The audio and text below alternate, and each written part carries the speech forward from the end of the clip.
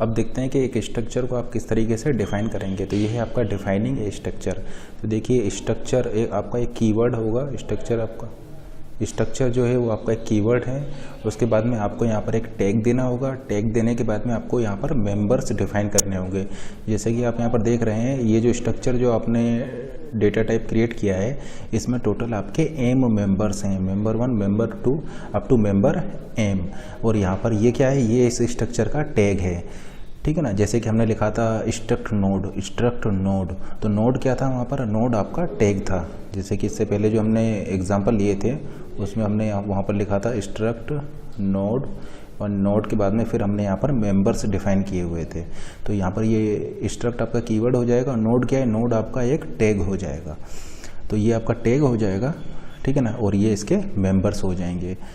उसके बाद में अगर आपको इस स्ट्रक्चर का कोई वेरिएबल, तो ठीक है ना, तो आपका एक डेटा टाइप यहाँ पर क्रिएट हो जाएगा। एक डेटा टाइप आपको क्रिएट हो जाएगा। फिर आपको अगर उस डेटा टाइप का कोई वेरिएबल, इस डेटा टाइप का आपको कोई वेरिएबल डिक्लेयर करना है, तो या तो उस वेरिएबल को आप यहाँ पर डायरेक्टली डिक्लेयर कर सकते हैं, या फिर आप उसको स्ट्रक्ट नोड करके भी डिक्लेयर कर सकते हैं। ये ऑलरेडी हम आपको बता चुके हैं। यहाँ पर एक चीज़ और नोट कीजिए कि आप यहाँ पर, जैसे कि यहाँ पर देखिए ये वेरिएबल्स हम मुझे डिक्लेयर करने हैं, तो या तो मैं struct tag variable 1, variable 2 up to n, इस तरीके से मैं यहाँ पर वेरिएबल्स को डिफाइन कर सकता हूँ। ये जो स्टोरेज क्लास जो मैंने यहाँ पर लिखा हुआ है, ये ऑप्शनल है। आप इसको ले भी सकते हैं, आप इसको छोड़ भी सकते हैं। तो ये ऑप्शनल हो जाएगा। इसको आप नहीं भी लेंगे तो कोई प्रॉब्लम नहीं होगा। जैसे कि देखिए, अगर इसके मेंबर्स मुझे लेने होंगे तो मैं यहाँ पर लिखूँगा स्ट्रक्ट नोड, एंड देन आपको इसके अगर मुझे वेरिएबल्स क्रिएट करने होंगे इस डेटा टाइप के, तो मैं क्रिएट करूँगा इस तरीके से struct node, let say variable a, variable b, variable c and variable d and so on. तो यहाँ पर ये 4 वेरिएबल्स क्रिएट हो जाएंगे स्ट्रक्ट नोड डेटा टाइप के। तो उसी तरीके से अगर वेरिएबल्स में क्रिएट करना हो तो मैं या तो इस तरीके से क्रिएट कर सकता हूँ, या फिर डायरेक्टली मैं यहाँ पर भी ABCD इस तरीके से लिखकर भी इस डेटा टाइप के वेरिएबल्स को क्रिएट कर सकता हूँ। तो यहाँ पर जैसे कि आप देख रहे हैं, ये स्टोरेज क्लास जो है वो आपका यहाँ पर ऑप्शनल है, ठीक है ना। इसको आप ले भी सकते हैं और इसको आप छोड़ भी सकते हैं। तो ये ऑप्शनल हो जाएगा, ठीक है ना। और ये क्या करेगा, ये आपका ये वेरिएबल्स क्रिएट कर देगा, n वेरिएबल्स क्रिएट कर देगा, जिनका की टाइप स्ट्रक्ट टैग टाइप का होगा, ठीक है ना। स्ट्रक्ट टैग टाइप के ये n वेरिएबल्स आपके यहाँ पर क्रिएट कर देगा।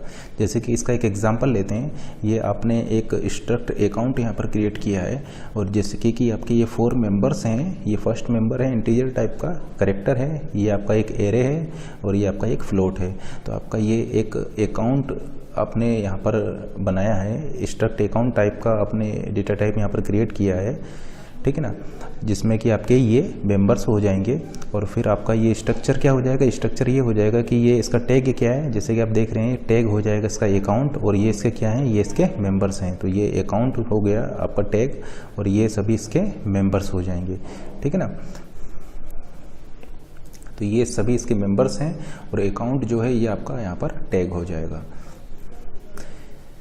फिर देखिए, मान लीजिए कि आपको ये जो डेटा टाइप है, ये जो डेटा टाइप जो आपने क्रिएट किया है, इसके आपको वेरिएबल्स अगर आपको क्रिएट करने हैं, इस ये आपका एक स्ट्रक्ट अकाउंट टाइप का आपने डेटा टाइप क्रिएट किया है, जिसके कि ये मेंबर्स हैं। यहाँ पर अकाउंट आपका टैग हो जाएगा, और जैसे कि आप यहाँ पर देख पा रहे हैं, ये इसके मेंबर्स हो जाएंगे, ठीक है ना। अब आपको इसके वेरिएबल्स अगर आपको क्रिएट करने हैं, तो वेरिएबल्स आप क्रिएट करेंगे struct account old customer, new customer. तो ओल्ड कस्टमर और न्यू कस्टमर जो है, ये इस स्ट्रक्ट अकाउंट डेटा टाइप के 2 वेरिएबल्स क्रिएट हो जाएंगे, ठीक है ना। ये 2 वेरिएबल्स हैं, ओल्ड कस्टमर, न्यू कस्टमर, और इनका टाइप क्या है, इनका टाइप है स्ट्रक्ट अकाउंट टाइप का।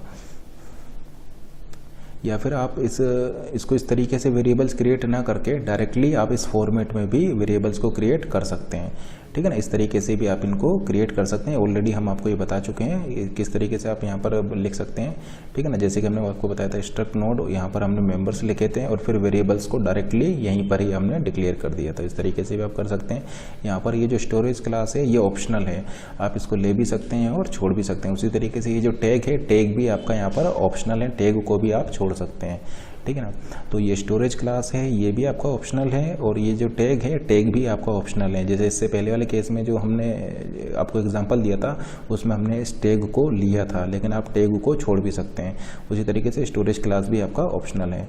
जैसे कि एक एग्जांपल लेते हैं, जैसे कि ये प्रीवियस एग्जांपल कोई लेते हैं, स्ट्रक्ट अकाउंट, और आपने यहाँ पर ये 2 वेरिएबल इसके लिए डिफाइन कर दिए हैं, ओल्ड कस्टमर और न्यू कस्टमर आपके 2 वेरिएबल्स हैं जिनका कि टाइप स्ट्रक्ट अकाउंट टाइप का है, ठीक है ना। अब इसी को आप इस तरीके से भी लिख सकते हैं। देखिए इसमें 2 तरीके हमने आपको बताए थे, या तो आप इस तरीके से वेरिएबल से डिफाइन कर सकते हैं, या फिर आप लिख सकते हैं struct account old customer comma new customer semicolon, ठीक है ना। स्ट्रक्ट अकाउंट या तो इस तरीके से आप लिख सकते हैं, या फिर आप इसको इस तरीके से भी डिफाइन कर सकते हैं, struct account old customer comma new customer, ठीक है ना।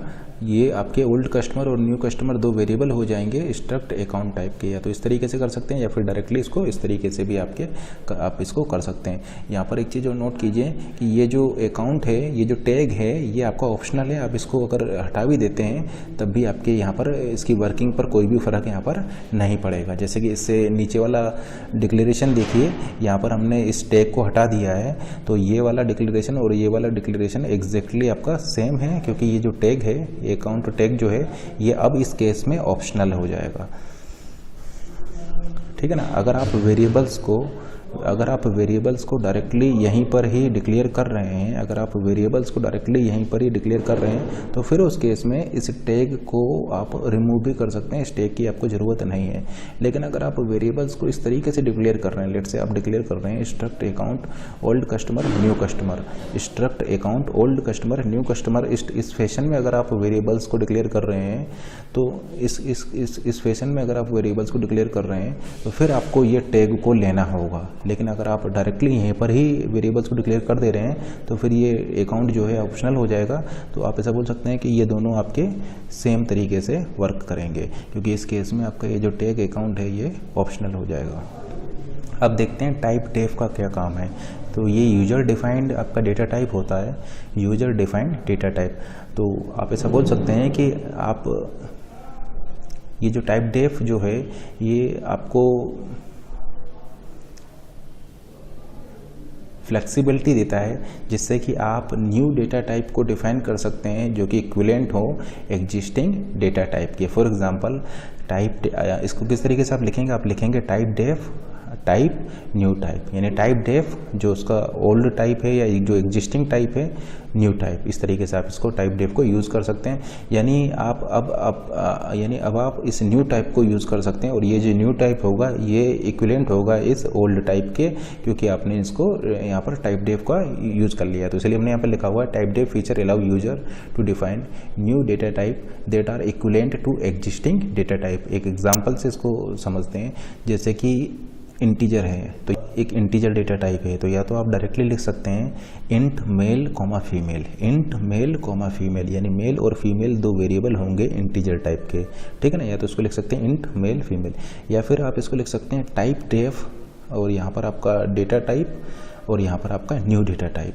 यानी जब आप एज लिखेंगे, एज का मतलब होगा इंटीजर, एज का मतलब होगा इंटीजर, तो टाइप डेफ इंट एज, तो यानी एज का मतलब हो जाएगा इंटीजर। यानी इस एज को, इस न्यू डेटा टाइप को आप यूज कर सकते हैं इस इंट के प्लेस पर। तो आप डायरेक्टली यहाँ पर इस तरीके से भी लिख सकते हैं एज मेल फीमेल, ये इक्विवेलेंट हो जाएगा इस इंट मेल फीमेल लिखने के, ठीक ना। तो इस तरीके से आप टाइप डेफ का यूज़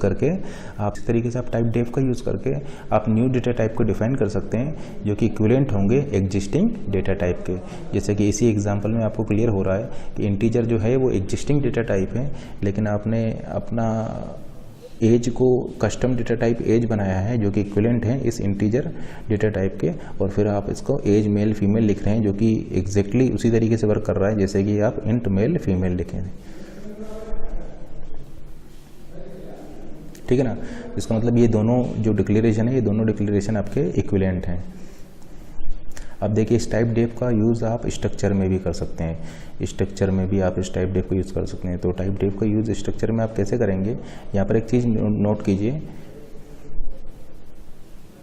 ये स्ट्रक्चर में हम टाइप डेफ का यूज़ क्यों करते हैं? टाइप डेफ का यूज़ स्ट्रक्चर में इसलिए कर रहे हैं क्योंकि देखिए आपने जैसे कि देखा होगा कि अगर हमें स्ट्रक्चर का वेरिएबल्स क्रिएट करने होते हैं तो हम लिखते हैं जैसे कि स्ट्रक्ट नोड वेरिएबल 1 वेरिएबल 2, तो बार बार हमें स्ट्रक्ट नोड को लिखना पड़ता है। तो उस स्ट्रक्ट नोड को ना लिख करके डायरेक्टली आप यहाँ पर ये न्यू टाइप को लिखेंगे तब भी आपका काम चल जाएगा, ठीक है ना। तो फिर आपको यहाँ पर बार बार स्ट्रक्ट नोड या स्ट्रक्ट टैग लिखने की ज़रूरत नहीं है। जैसे स्ट्रक्चर के केस में आपने क्या देखा था कि अगर आपको वेरिएबल्स क्रिएट करने हैं तो वेरिएबल्स क्रिएट करने के लिए आपको लिखना होता था struct node variable, struct node variable, इस तरीके से आप वहाँ पर वेरिएबल्स क्रिएट कर सकते थे। लेकिन टाइप डेफ का यूज़ करके आपको ये बार बार स्ट्रक्ट टैग लिखने की कोई ज़रूरत नहीं है। और जैसा कि आप यहाँ पर देख पा रहे हैं, आप इसके लिए टाइप डेफ किस तरीके से यूज़ करेंगे, आप लिखेंगे यहाँ पर टाइप डेफ स्ट्रक्ट, यहाँ पर आप उसके मेंबर्स लिखेंगे और यहाँ पर वो न्यू टाइप आप यहाँ पर लिख देंगे। तो न्यू टाइप क्या हो जाएगा, ये आपका यूजर डिफाइंड टाइप हो जाएगा जो कि इक्विवेलेंट हो जाएगा इस डेटा टाइप के, ठीक है ना। तो इसका मतलब आपको यहाँ पर वो मेंशन करना होगा। अब जैसे कि आप देख पा रहे हैं यहाँ पर आपने टैग नहीं लिखा है, यानी टैग यहाँ पर ऑप्शनल है। आप चाहें तो टैग को लिख भी सकते हैं और आप चाहें तो टैग को हटा भी सकते हैं, ठीक है ना। जैसे कि आपने लिखा टाइप डेफ स्ट्रक्ट, टैग आपने यहाँ पर नहीं लिखा है, तो टैग यहाँ पर ऑप्शनल है। आप टैग को लिख भी सकते हैं और आप टैग को नहीं भी लिख सकते हैं। तो टैग यहाँ पर ऑप्शनल है। ये मेंबर्स हो जाएंगे, ये वो न्यू टाइप हो जाएगा जिसको कि आप यूज़ कर रहे हैं इस ओल्ड एग्जिस्टिंग टाइप के प्लेस पर, ठीक है ना।